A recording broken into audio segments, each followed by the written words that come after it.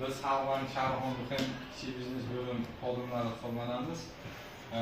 Bugungi yig'ilishimizdan maqsad har oyda mijozlar bilan uchrashuvlarimiz bor, sayyor uchrashuvlarimiz. Ya'ni bunda asosan bank mahsulotlari, misol kimdir internet tarmoqlaridan foydalanib bank mahsulotlarini tanishib chiqishi nima qilmaydi.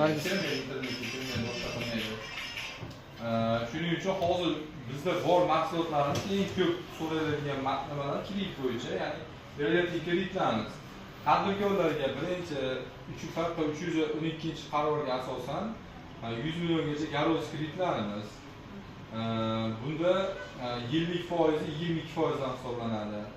Undan keyingisi moliyaviy ko'mak, jismoniy shaxslarga beriladigan kreditlar. Bu ham juda ko'p so'rov bo'lyapti, ko'p talab bo'lyapti.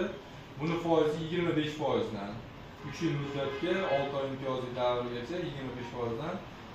Undan keyin